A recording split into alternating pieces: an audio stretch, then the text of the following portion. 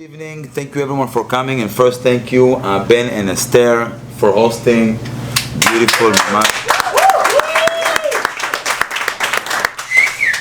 Be'ezrat Hashem for many more happiness and good occasions. And Be'ezrat Hashem Ben Zachar Hashana. Only good things. Two of them. Two twins.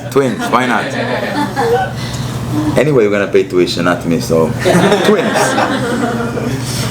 So it's beautiful that everyone is gathering to learn about how to improve their life, relationship. If you have kids, it's with the kids, with your spouse. It's very important first to recognize that we're here to learn. And I was just talking before that, back then, people were waiting to have problems. People were getting married 20, 30 years. They had some kind of craziness, and then they start to learn how to talk. It says how to fight, but sometimes it's too late. Sometimes you're already there. And today I find that people, even before they get married, they're going out, they're dating, they're already aware of what's going to happen, and they know, they're not naive. They know that relationship, it's require work and effort and energy, and people are willing to do it. And I'm talking about, you meet people 23, 24, they start to go out, and they're already like, Rabbi, what's going to happen if? What should I do if? They already start to ask, and I think that's the best that you see over here, very young couple, Baruch Hashem, that's willing to take upon himself the concept of growing and improving. Beautiful. Keep that energy, and I promise you that already you solved 50% of your problems.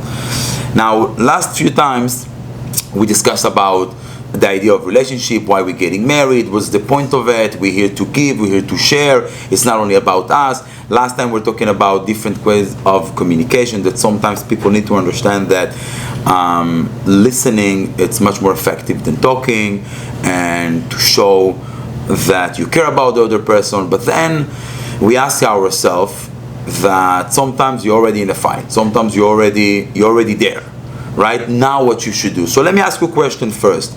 It's good to fight or it's not good to fight? What do you think? It's good? Yeah. You want to share with us something? Eric, it's good? You care, no? So obviously some people say it's good to fight. Why do you think that it's good to fight? Because it means it means. I'm with you, I love it. Oh. Why? Because I think it means you care. Exactly. So what you say, Tamarin, is so true. When you fight, you care. When you walk on the street and you see two people doing something that has nothing to do with you, you don't say anything. You don't care.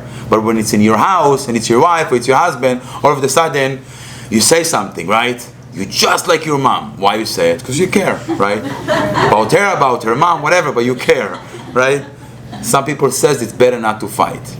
Not to fight. Some people says, you know what, the best, you're going to live your life, no fights, no nothing. That's the best. And sometimes I feel like that. You know what, maybe the perfect way of living together, it's no fights. You're just having a good time, peace and love. You're going back to the 60s, 70s, and everything is good, and that's it. But then you're creating kind of distance, of separation, because not just you don't care, but more than that, you don't really open yourself. You don't really share what's bothering you. You don't really have a hope to change anything. So you don't fight, not necessarily because nothing is bothering you. You don't fight because you don't really believe that the other person, your husband, your wife, is going to change, or your relationship can change.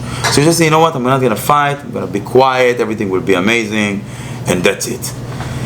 And with that happen, it's creating some distance, that maybe there is no fight, but there is no relationship. Because you don't fight with the table, right? I mean, unless you're coming from Casablanca, kidding. But you don't fight with things that, right? It doesn't work like that. So that means that you have feeling. Do I have feeling to the table? I don't. So not fighting with something doesn't mean everything is good, right? Just mean that I'm not opening myself. So to fight or not to fight, it's the very old question, or to be or not to be, right? But we're talking about reality, that we are fighting anyway, regardless what you believe, if it's good for you or not. But people, they're getting married, and even before today, people, they're very strict about fighting in relationship. The first date, they fight. They want to know how it's going to be when we're going to fight in 5 years from today. So why to wait? First date, let's fight a few minutes to see we like it, we don't. If they don't like the fight, it's not going to work. There's no second date. People want to know. It's important, right? You go, you eat, you go to have fun, to fight, to see what's the reaction, right? Sometimes it's juicy, it's good. That's my wife. Love it, right? It's important. Some people, they're waiting. But what's the idea? So it's not about if you're going to fight or when you're going to fight. It's a question of how you're going to fight. And maybe fight, it's an opportunity to, bring some more energy and love and passion to a relationship. Depends how you're doing that. For example, you're coming home and I will try to bring example both sides, obviously, so everyone is feel comfortable that it's not the only, the problem is not only with them, there's the other side also. Baruch Hashem, everyone has his own issues. And now, you work very hard and you're able to make some money and you're very happy with yourself, and then you coming home and you're sitting on your computer and you check your Amex and you're not happy anymore, right? Because you over limit, above the limit, on top of the limit, right? The CEO, the CFO, Amex is calling you, man, what's going on with your car? Right? There was a guy that called the bank and he says, somebody stole my card, my credit card. So the guy is like, okay, when this has happened? It's like 2 months ago. So why you calling only now? He says the guy who stole is using as less than my wife. So, So he said, why are you calling now? He says now he gave to his wife. But obviously it's not, sometimes it's the opposite. Sometimes obviously today, as I always say, you can use the example both sides. Sometimes the man is doesn't understand how to save, never got a proper education. Actually, I had a good friend, genius guy, making lots of money, living here in Miami, but he never got a proper education of how to use his money. I don't know why, whatever. And he today is like 50 years old, and he doesn't have anything in his life. Like he's still renting the small apartment in South Beach, and he's making lots of money. But he doesn't know how to save. Like he told me, I spent $800 last month on Uber. I was like, but you have a car, so why? Oh no, sometimes I'm lazy to go Brickell, so I'm taking Uber. You see people, so not necessarily man or woman, but just people they're not aware, right? But let's stick to that example that you work hard, you're coming home, somebody is using the money that you're working so hard. What you gonna do? Obviously, you go crazy. What's going on? Doesn't make any sense. I'm working so hard. Why you don't care, right? Obviously, you're gonna say, "You're son. You don't want to spend money on me. You're just like your father. This is your DNA." I've seen that the first Shabbat I came to the house, there's nothing to eat. I know where you come from, and then the whole Baruch Hashem, beautiful, right? Now the question is from. You think of it. So he's right because he's working hard, and he maybe wants to use that money, even for them. He wanted to go to Bora Bora, right? Bora Bora. Yeah. You ever been there, Joanna? Jackie? Yeah? Beautiful place. I never been there, but I heard. Right? So let's say he was actually saving the money for a good thing, right? So listen, I'm working very hard, right? Why you need to buy shoes? You have 50 pairs of shoes. And she's like, no, I have only 10, and it's actually, from last year, and it doesn't fit anymore, and this and that. And she's like, I'm not buying stupid things. I actually need it. Taking care of the house, I need to buy this and that. So both sides, they have kind of logic to what they're saying. It's not just feeling and emotions and craziness. It's like, I want to save money, and but we need to spend for this and that. So in this situation, for example, just arguing and fighting is not going to give you any conclusion. There's no results, right? So first, for example, and this is concept of psychology. When people, they feel that they're missing something, they will look around either to have experience or to buy something so they can feed their anger of attention or to feel good with themselves, right? So for example, there was someone that just got married, and then a few months later he's going to the rabbi and says, Rabbi, I don't know what to do. Every time my wife go and buying a few dresses and shoes and this and that. So the rabbi told him, did you ever give a compliment to your wife that she looked nice with that dress or with that shoe? He's like, no, I'm always very upset. Why are you going and you buy another pair of shoes that look just the same what you bought last month, right? So the rabbi says, okay, so you're gonna pay for it. It means either you give compliments, either you make your wife feel $1 billion and good and great, and then the necessity, the need to feed herself that, oh, I didn't need this and that to feel good with myself, it will go down, right?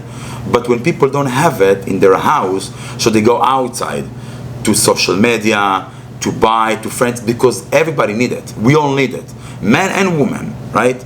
We need to know that people like us. We need to know that we're good, that we look nice, that we're smart. And the problem is that we're growing up in most of the normal families that they telling the kids, you're the best, you're the best, you're the best, right?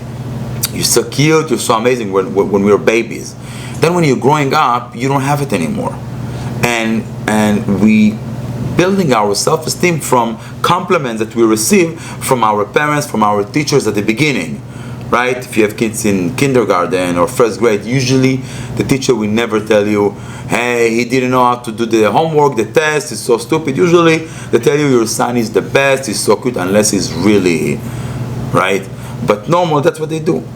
When those kids, us, growing, we still need those compliments. We still need those kind of feeling to feel good with ourselves, but we don't have it, right? So don't think to yourself that you're not gonna give anything, any attention or compliments to your wife, and you're just gonna wait to see what happens. She'll go to look for attention in different places, right? And in the good case, in the good scenario will be that she will buy something. So maybe, it's a little bit expensive, but that's what she'll use. Many times, and I'm just giving you the craziest cases that, unfortunately we see in Israel sometimes, that they go and they find someone else that will give them those kind of compliments. There is lately a lots of girls from religious families who's coming from broken houses. They're going to the streets and they going out with Arabs, because the Arabs are very nice, at least at the beginning. They give compliments and they says aywa alik ya habibti and the whole thing, and they feel very good. And all of a sudden those girls, they're not receiving anything in their house, and they start to get it outside, and then they're calling you and they need to rescue this lady from the village and this. And lately, unfortunately, I'm talking about hundreds of cases. Why? Because of a simple problem of give compliment, just say something nice. So let's say, going back to this case, your wife coming home buying something, you need to say, wow, you look so pretty, you're so nice, can't believe you're fashion, it's wow, who told you to buy it? Your mom, your friends, I like your friends, amazing, like you actually say it, By the way, this guy went to the rabbi told him to give compliments, so he's like telling to his wife, you look amazing with this dress. And then for the next 5 months, she was using the same dress over and over. He went back to the rabbi, he's like, send her back to do shopping. But the concept is that when you give compliment to the person, he will feel good. So he's not gonna, he's not gonna have a need to fight for something else to replace. So when there is already a fight, there is already an issue, right? We're talking about money, sometimes about food, let's say. You like the food, you don't like the food. She asking you to do something, you don't do it.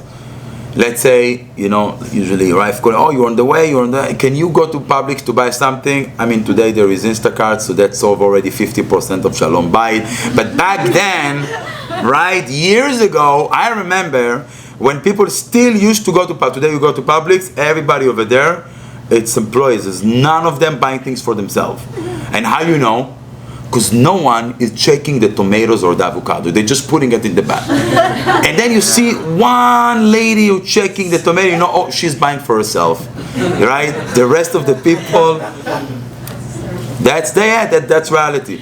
So back, the good old days, when we used to go to buy something, so your wife telling you, can you buy eggs, just need eggs and milk, right? And then when you're on the way, honey, if you're on the way, can you bring also bread and fruit and vegetable, pasta, this and that. All of a sudden you find yourself with a list of like 2,000 items. You don't even know where to look. You literally, you're becoming employee of Publix just to know where the things are, right? Because you're going back and forth. You know, I'm telling you, it's funny. There was in Lakewood, there was actually a store over there, and I see people before Shabbat were so busy they did minyan in the store. Mincha, some people say Tehillim, you know, they didn't know what to do anymore. It's like, and whatever you're gonna do, you're coming back home. That milk, but I told you the other milk. You bring the red, she wants the blue. You bring the blue, she wants the green. Right? And then obviously it's creating, you don't listen to me, you don't care about me. I wanted this milk. Right? The almond milk, the gluten-free bread, the this, the that, you don't even know, everything should be free today. Right? There was a friend telling me, Rabbi, I have to come, we're doing barbecue, you know.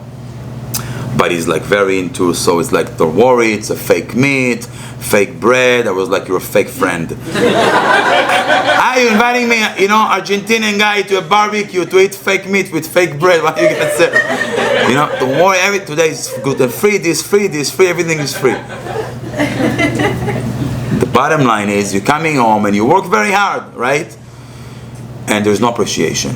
And again, both the sides arise like, listen, I went to Publix, I bought things for you, I used the list, and she's like, you don't listen again, I told you this, you told me that.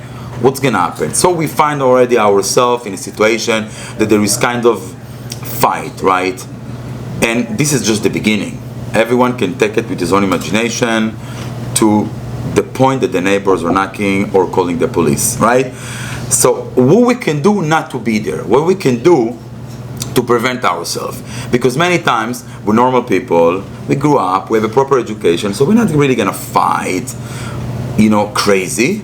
So what we do, we stay quiet, we don't talk, and then that's the worst, because at the beginning there is some fights, some this, and then can go days and weeks with quiet, nobody talk, and then you think everybody, they're going back home after a nice Friday night or dinner or something, to go back home. Silence, no talking, and everyone inside his stomach having his own back and forth. What she did to me, and he did to me, and what's that? And I don't know how I ended up with that person, and it doesn't make any sense. My life and this, why everything is so hard, and you have inside yourself like, what should I do right now?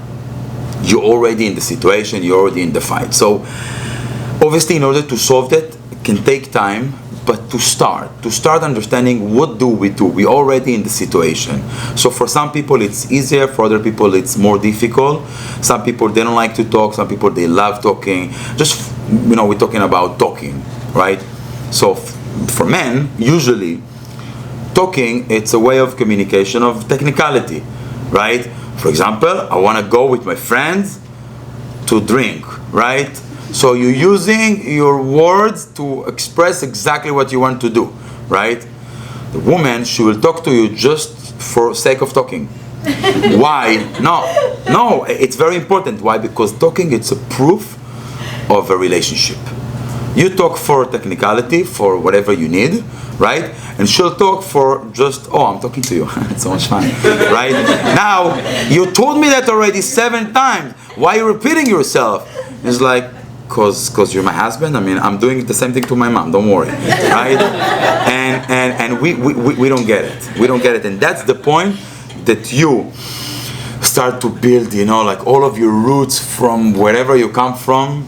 Even if you're Ashkenaz, you have some roots, you know, in different places that start to build up. And it's like, listen, I'm tired. I had a long day. I get it. What do you want? Explain. That's it. But the real thing that she needs is not what she's asking. She just want to talk to you. Because by talking to you, she feel that she's not lonely. That someone is there. Someone is taking care of her. That there is a couple over here. There is a relationship. There is something. Right? Because talking for something that you need, it's, you know, go to the bank, talk to the cashier, whatever you need, go back home. This is not what she wants, right? That's what we want sometimes. What she wants is to open that.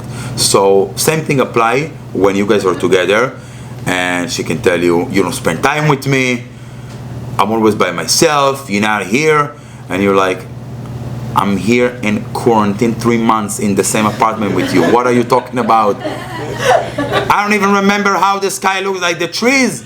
People, only you for 3 months. So how come he's like, I'm with you 3 months, and she, I'm lonely. She start to like, those songs of Ofer Levy, say, but you don't understand how that's possible. How that's possible that this guy is spending time in the house, and his wife, she's like, you don't even like me, you're not spending time with me. The thing is that for us to be in the room, the same room, can be big room, right? Can be huge room, social hall of 10,000 people. But being in the same room with our wife, it's enough, because we together in the same room, right? Same roof, same. For her, being together, it's actually talking, is having some, kind of connection. So I'm in the apartment with you. But she's like, but did you actually pay attention to me? Or you were on your phone, you were with your friend, you were, sometimes you need to leave. So before you leave, you have this stress, I need to go. And then when you're coming back, you're like, I just came home, I need my time to sit in the couch. Only 6 hours watching the sport, just 6 hours. If I would ask for 7 hours, I get you, but 6 hours, it's normal. So you home, but you're not with her. Right? Sometimes physically being together doesn't mean emotional, doesn't mean actually there. So those things we have from both sides. You want something, she wants something, doesn't click. Now you in the fight. What you do? So the first thing that you need to know about that when you already fighting, instead of looking at it as, it's so annoying, it's so difficult, why I'm here, you can use it as an opportunity to grow your relationship. It means it's an opportunity for you to share what you feel, what you like, what you would prefer to change, right? Because you're already fighting, and now you can share what actually bother you, right? So, for example, if let's go back to the Amex, and you're coming home and she's using and she's spending, so you don't actually care most of the times about the actual spending.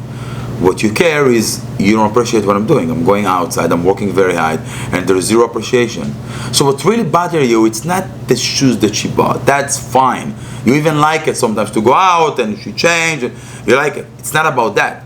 It's about you don't care about me. You didn't even ask me. You didn't even consult. You didn't even told me. You're just coming home, running directly. So why I'm here? I'm working hard. So sometimes it's coming from a place that it's not about the money. It's about the feeling. It's about I'm working very hard and you don't care. Or the other side is like, listen, I'm here. I want to have a good relationship with you, but you don't care. It's only about your friends. It's only about your mom. It's only about your phone. It's only about the new thing that comes out, and you don't have time. I always says it's not about time. It's about priorities, right? Because the same people who don't have time to do what they supposedly need to do, they will have time for something else, right? Like I'm calling someone and I say, we should learn a little bit, I see you here and there in shul, maybe we'll come. As Rabbi, I don't have time, honestly, I'm very busy. Maybe next year, I'm very busy right now. Very busy. Okay, no problem. Then, the next day, I see him in shul, he's like, how was the day? Very busy. He said, I went to the golf, I went play golf 6 hours. I was like, how that's possible? No, there is a big CEO, came from New York, they called me, went together. I need it, it's networking, right?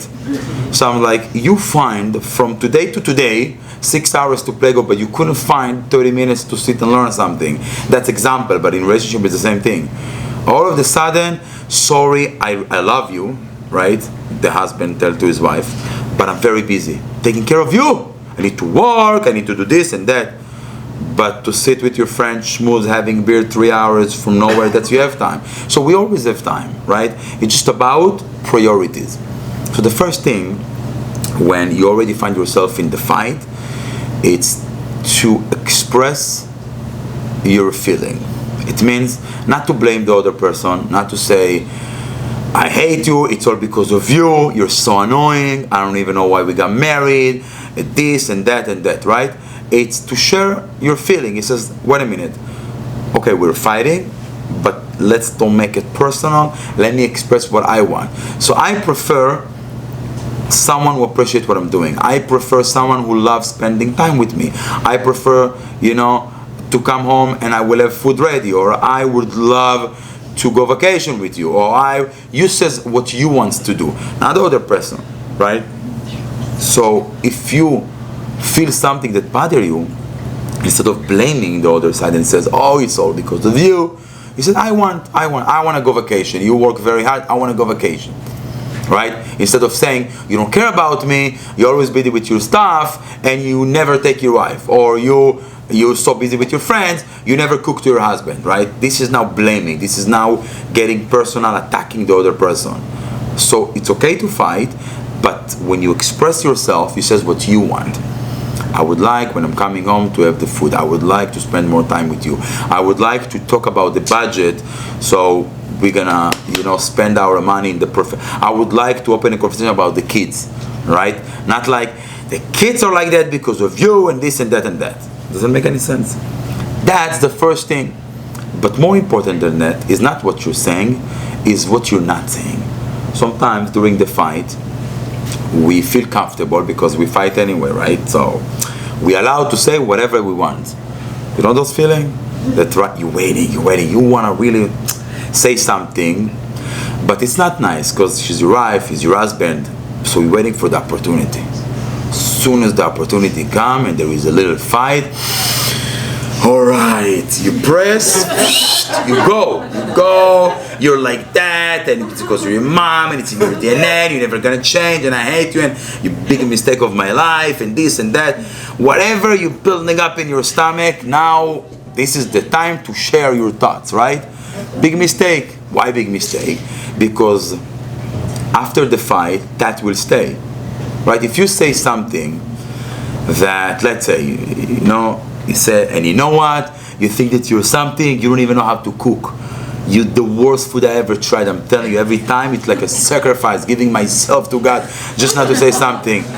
The food tastes like nothing, or too much salt.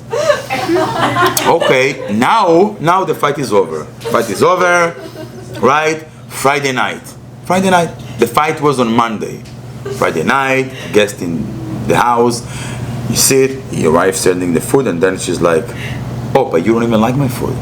But you sit in my food, and you see the flames, right? But it's Friday, the fight was on Monday. But those words that you say, they're not going away. So the fight is over, you had a fun, right? Monday night, everything was perfect, you solved the situation. But then, next time she'll cook something, too much salt, huh? Here you're gonna get the salt. But I didn't do anything. Why are you fighting with me? You have short memory, you're a goldfish. You remember on Monday what happened? All of the sudden, with extra. So when you say something on the fight, remember, don't say anything that it's not nice. Don't say, for sure about the food, but don't say anything. And by the way, don't say anything to the person who feed you. You don't know what you're gonna put next in your food. That's regardless. But the point is, the food is just example. Don't say something that then you're gonna regret. Then you're gonna be like, why did I say it? Now it's gonna be very difficult to fix. Now you need to say, listen, I didn't mean to say it, wasn't me. Someone looked just like me, came to the house and said those things. I wasn't even here, I don't know what you're talking about. It's gonna be very difficult, right? Oh, you don't have a twin brother, what are you gonna do? You say it, right? It's very difficult, and sometimes that's what actually escalating the problems. Because the fight starts, something small that bother you, that you want to open. But what you did, instead of says, I feel that's bothering me, you blame. When you blame, the other side react, right? We always have something smart to say. Baruch Hashem, we know how to talk. Now the fight is escalating. You don't even remember what was the original problem. You don't even talk about it anymore. And there is two things that happened, problems. Number one, you're fighting. Nobody likes to fight. Did you ever had a person who's getting married under the chuppah, giving the ring, הרי את מקודשת לי בטבעת על מנת, right? In order to fight. Nobody ever say it, right? When we under the chuppah, when we're getting married, we always feel like forever and ever, flowers, roses, chocolate, loves, right? Love is in the air. We always feel like that at the beginning. then you see that it's not like that and you forget. But we don't really want to fight. But when you're escalating, you're going to keep that fight, number one. Number two, you never solve the problem. Never solve the problem, right? And if you never solve the problem, let's say you're coming home in the house, whatever, it's something you don't like about the house, okay? It's not clean, it's not organized, it's not this, it's not that. You know, I got today a meme on the WhatsApp. It says, for whoever's reading that, I think you forgot something in the dryer machine. and I sent it to my wife, right? It's feel like every house you have the dryer machine, you forget sometimes the baby inside, sometimes clothing. There's always something inside, right? So you're coming home and you don't like it, it's bother you, you say it. But then you're escalating the problem and you start to talk back and forth. What's gonna happen? You never actually solved the problem. You never actually open up what's bothered you and fixed it. So what do you think gonna happen tomorrow? The same thing. And people feel like that. We're fighting over and over, like we're living in a loop again and again and again and again, the same thing. But obviously, if you don't fix it, what do you think gonna happen? The same thing, right? So first, you need to know how to express yourself, what to say about what's bothering you in order to fix it, and what not to say in order not to escalate. Number two, during the fight, you need to listen to the other person what's actually bothered that person, right? Because it's your wife, right? It's your wife, or it's your husband. If you actually care, and I promise you care, because if not, you're not gonna be there. Not gonna be there. So we're talking about that you actually care and you want to create this relationship good, right? So when the other person talking to you, are you actually listening to the other person? So that's the question. If that person saying something, you're gonna listen, you will change. You're not gonna listen, never gonna find anything that makes sense. So the number two during the fight is to stop for a second and actually listen to the other person. It's very difficult because obviously you have so many things to say, but sometimes, you know what, it actually makes sense. When you stop for a second, it actually makes sense. Let's say, you know, you're waiting for your wife. There is a very important event. You're waiting for your wife to go out. As we always say, that the same 5 minutes of the man that, you know, in 5 minutes I will be home. 5 minutes I will be home. Is the same 5 minutes that your wife telling you, in 5 minutes I'm ready. It's equal, you know, the same 5 minutes, right? So right now, let's say that she's telling you, you know, and it's always like that. If I told you that in 5 minutes I will be ready, why every 20 minutes you bother me? Right? So it's always like that. 5 minutes can be 2 hours sometimes. Now let's say that it's very important for you, it's your best friend, is getting married, I don't know, whatever, something, right? You want to go.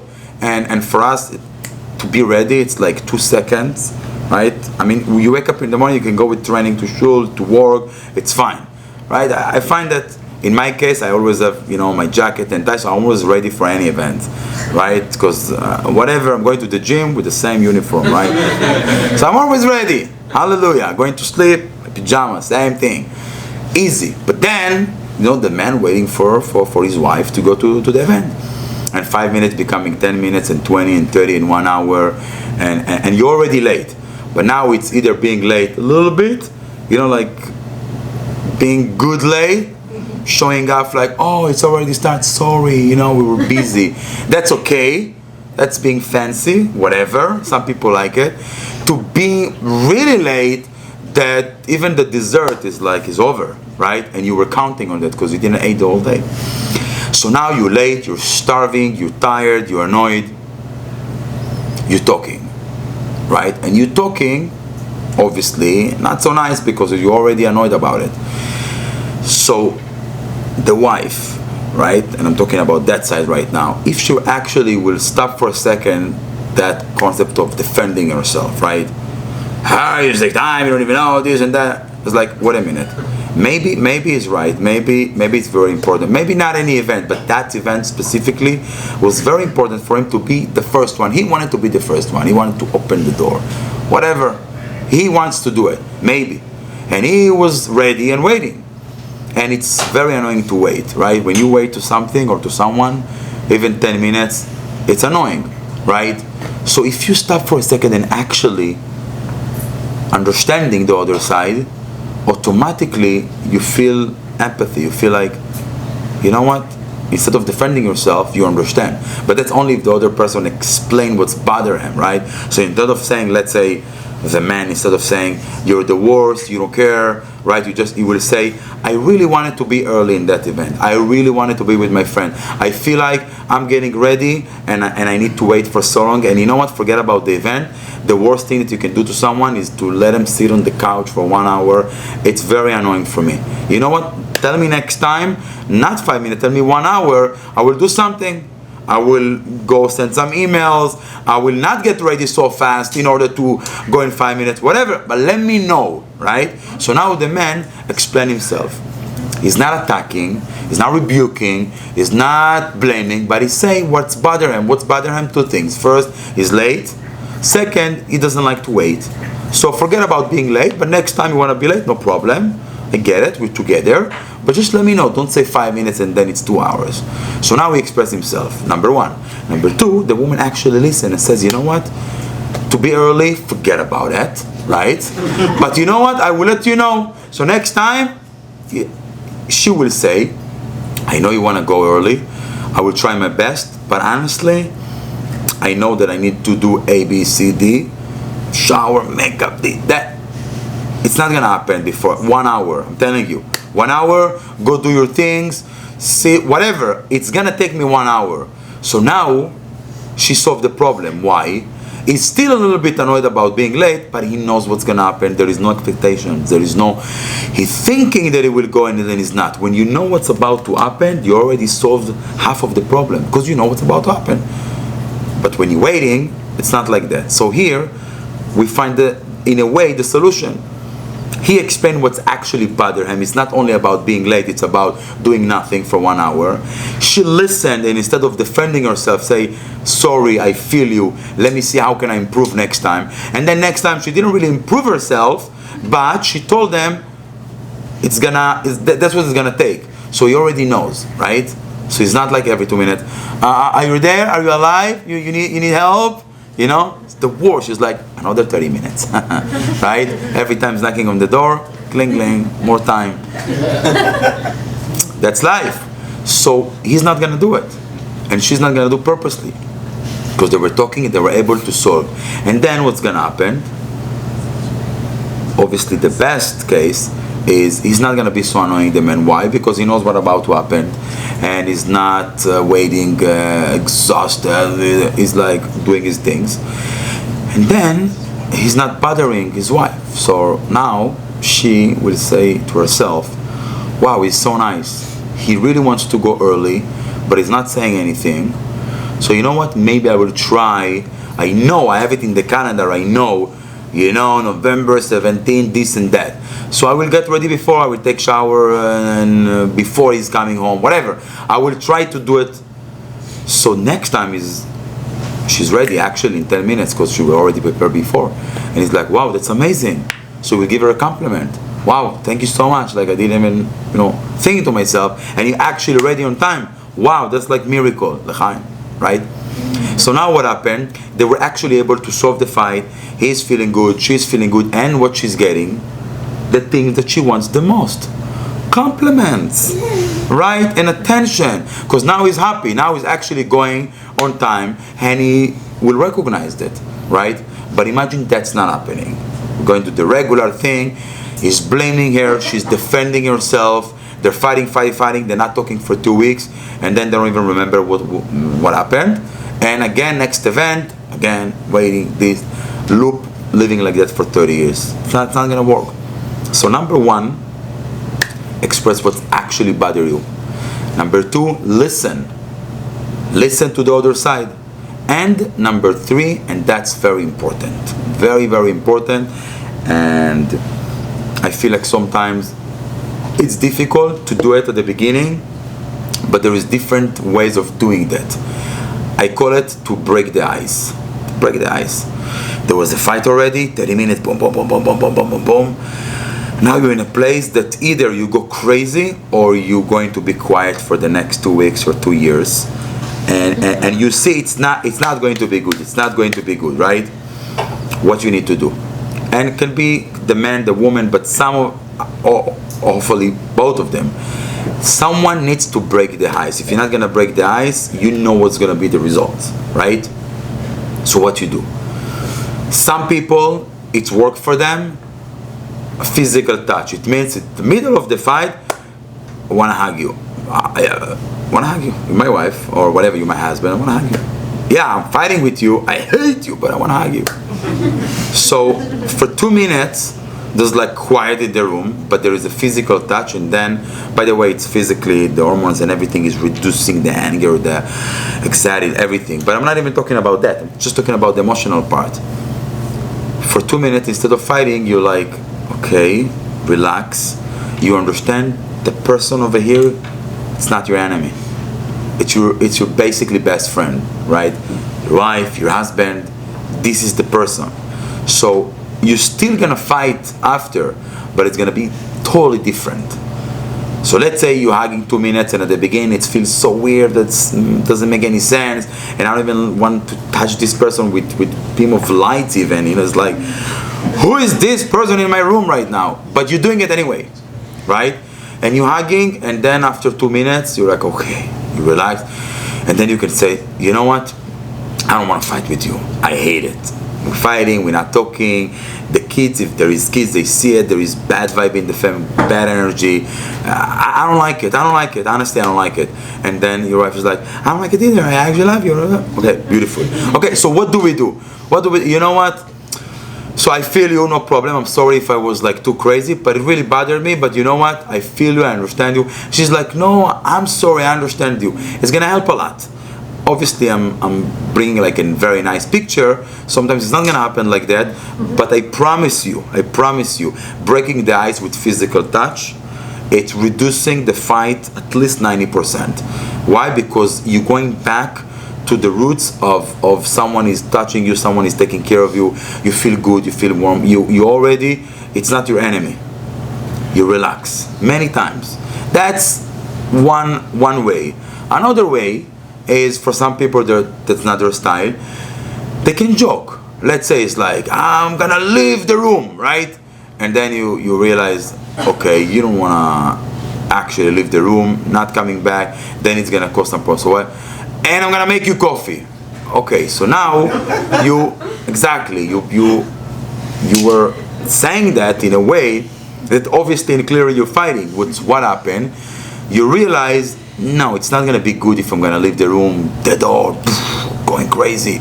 The best thing, by the way, take all the doors from in your house, so there's no one anymore. But let's say you already said, I'm gonna do this, I'm gonna do that, and then you say something funny, right? You say something funny. That will break the ice. That's now, it's like either you're gonna laugh, she's gonna laugh, or none of you gonna laugh, but it's definitely, it's killed the vibe of the fight. That you're fighting, and you, that's it. It killed the vibe. You're like, I hate you, I can't even fight with you, right? It's like, that can be. So, everybody, whatever works for him, physical touch, humor, or to say something that is like changing the topic, something else, just to cut the fight. When you do it, and then you go back to the fight, it's much easier, right? Because you're not there. Think of it as like you have a kid that's going with scooter, and he's coming down like from a mountain or something. If he will go all the way down, he will crash on the ground, right? Because he's going down from the mountain on his scooter. So in order for him to go back, obviously down and to be okay and safe, what you need to do, you need to stop a little bit on the way, right? The brakes. So he's still going down, but more slow, more calm. He control going down. When you're fighting, in a way, you're going down, right? But if you're in control, so you're still fighting, but you know where to put the brakes. You know what you're saying, you know what you're not saying, you know how to listen, you stop it, you're in control, it's totally different. In a way, in your head is gonna fix it. So just to bring up in 30 seconds, what do we learn today? When you already find yourself in a fight, when you're already there, remember the person next to you, it's not your enemy. First, express your feeling. Don't blame the other person. Just say what I want, I feel, I think. You know, right? That's from yourself. Expressing, opening yourself, creating that fight an opportunity to grow, right? Second, you listen, you respect. You actually care about the other person, at least for a little bit. So you actually get what the other person wants from you. And third, you're trying to break it, to control the fight, not to let it go. Like for weeks of nonsense, you stop it, you control it, you, the adults in the room that's controlling the situation. And when you're doing those things, that's it.